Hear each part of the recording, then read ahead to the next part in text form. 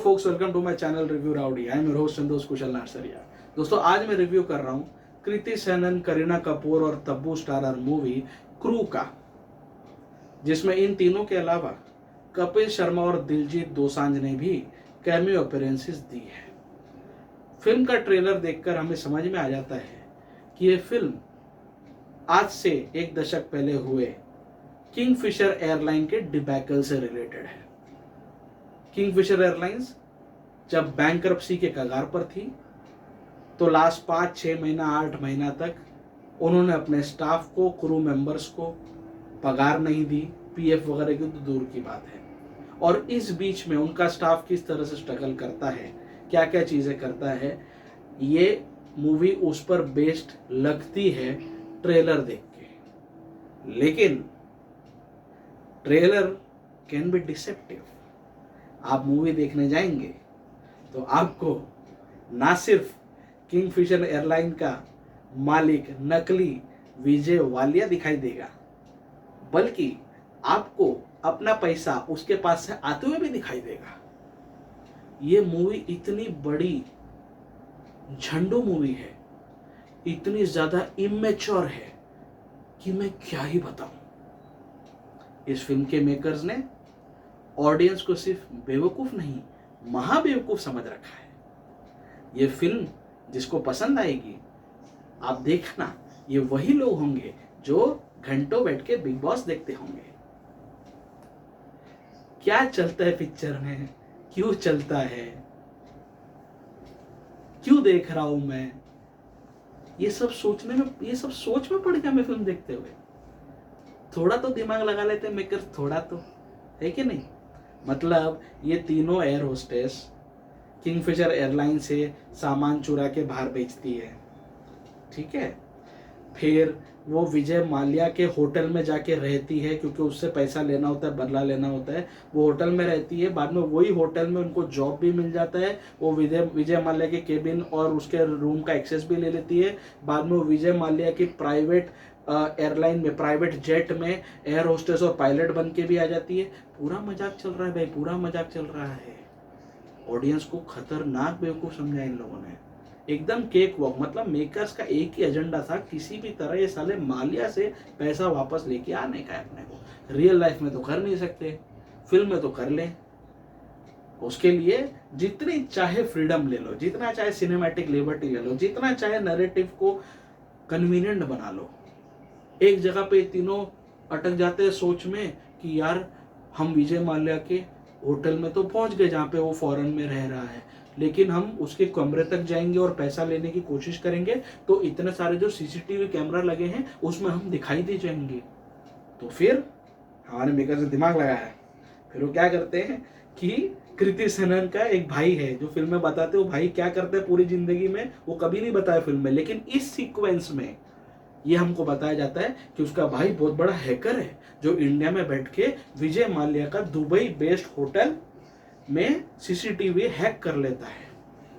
वो जो सीसीटीवी का रूम जो होता है, जो उसका सिक्योरिटी गार्ड का जो हेड होता है, उसके मोबाइल में वो पॉर्न भेज देता है। वो पॉर्न देखने में बिजी हो जाता है ताकि ये तीनों लेडीज जाके अपना पैसा वापस लेके आ सके। अब आप समझ रहे हो किस लेवल का बेवकूफी है फिल्म में। क्या बोलूं मैं, मेरे पास शब्द और अल्फाज नहीं बचे। फिर इनको लगता है कि यार हमारा तो बेवकूफ हो गया, हम गए इतना सारा सीसीटीवी वगैरह हैक किया, लेकिन हमको वो एक्चुअल बैग जिसमें सारा पैसा और गोल्ड पड़ा हो तो हमको मिला ही नहीं। तो अभी क्या करना चाहिए? तो अभी हमको क्या करना चाहिए, हमको उसके खाने में कुछ मिलाने की कोशिश करनी चाहिए ताकि विजय माल्या को हम वशीभूत कर सके या उसको कुछ हम ब्लैकमेल कर सके। तो उसके लिए क्या करते हैं ये लोग, उसमें तब्बू की कोई भाभी बताइए, वो भाभी उसी होटल में कुक रहती है।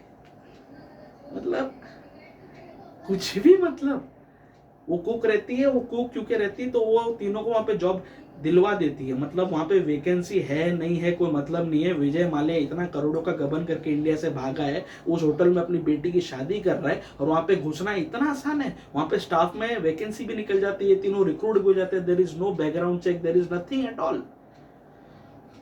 वो घुस जाते हैं, अपनी कुक है उसकी जो भाभी, उसकी मदद से वो घुस जाते हैं, फिर उसके बदला लेने के लिए पहुंच जाते हैं। विजय माल्या के प्राइवेट जेट पे ये लोग पायलट और एयर होस्टेस दोनों बन जाते हैं। और माल्या को तो गधे का बच्चा है ना, वो तो उसको क्या पता, उसको तो लड़की दिखी बस हो गया है ना, उसको थोड़ी कुछ, उसके कोई थोड़ी स्टाफ होगा, सिक्योरिटी होगा, कोई बैकग्राउंड चेक करता होगा, कोई क्लियरिंग करता होगा। है ये तो बेवकूफ लोग करते हैं, समझदार लोग तो ऐसी घटिया फिल्में बनाते हैं। फिर इनको लगा कि भैया फिल्म में ऐसा दिखाना है कि तब्बू लोग के पास पैसा तो चाहिए ना, अभी दुबई उबई जाएंगे, कहाँ से एयर होस्टेस, जहाँ पे तुम किंगफिशर एयरलाइन के एयर होस्टेस बता रहे हो इनको, जिनको 6 महीने से पगार नहीं मिली, इनके पास पैसा कहाँ से होगा। तो पैसा दिलाने के लिए क्या करते हैं, हम राजेश शर्मा का कैरेक्टर डालते हैं जो किंगफिशर एयरलाइंस का HR हेड है। और HR हेड है तो वो क्या करता है, माल्या के कहने पे गोल्ड की ट्रेडिंग करता है, इलीगल ट्रेडिंग, इंडिया से गोल्ड भेजता है, ठीक है, फॉरेन लैंड्स में, और वहां पे बेचता है। तो ये चीज का वो पर्दाफाश करते हैं, तीनों लेडीज मिलके, तीनों हमारी जो महान एक्ट्रेसेस हैं वो ये चीज का पर्दाफाश करते हैं। तो मतलब ये गोल्ड ले जाने में there is no security check, there is no security clearance, ठीक है, बिंदास गोल्ड इधर से उधर हो रहा है। भले ही तुम्हारी एयरलाइंस, ठीक है, तुम्हारी खुद की एयरलाइन से तुम गबन और झोल करके पहुंचा सकते हो, पर दूसरी कंट्री का कुछ नहीं है क्या, दूसरी कंट्री में हमारी जैसी बेवकूफ है क्या, वहां पे कोई इमिग्रेशन चेक नहीं होता, कुछ नहीं होता क्या, कोई कुछ भी इलीगल ट्रेडिंग कर सकता है क्या। मतलब नॉनसेंस भी एक रिस्पेक्टेबल वर्ड होगा इस फिल्म के लिए। थोड़ा तो दिमाग लगा लेते यार, थोड़ा तो दिमाग लगा लेते।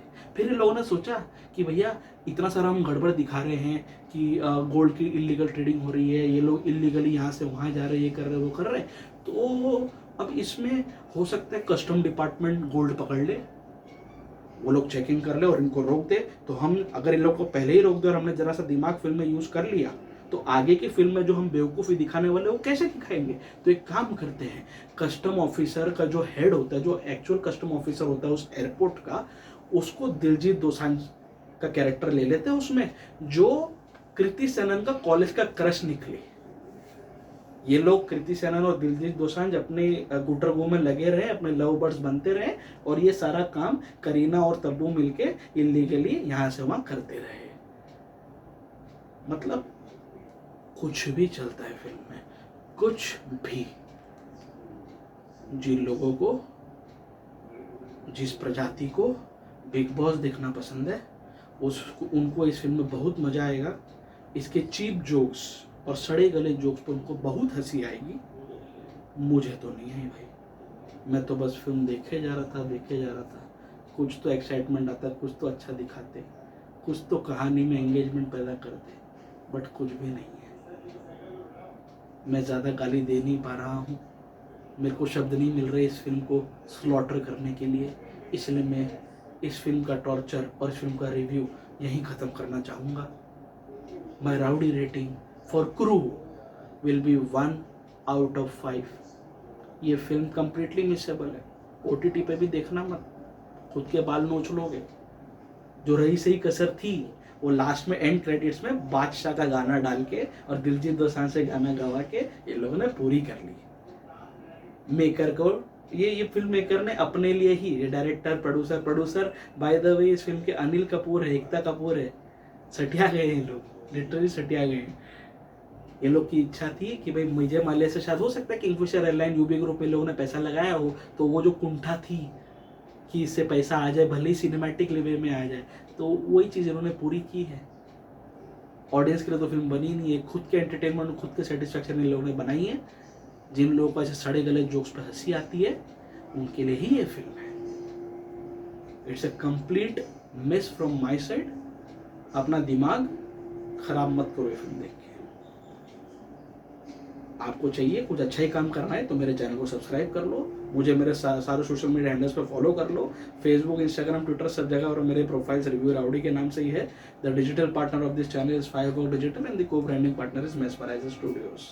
बहुत जल्दी मैं आपके सामने फिर से आऊँगा किसी ना किसी मूवी या वेब सीरीज के रिव्यू के साथ। So till then stay tuned, stay filmy and stay rowdy.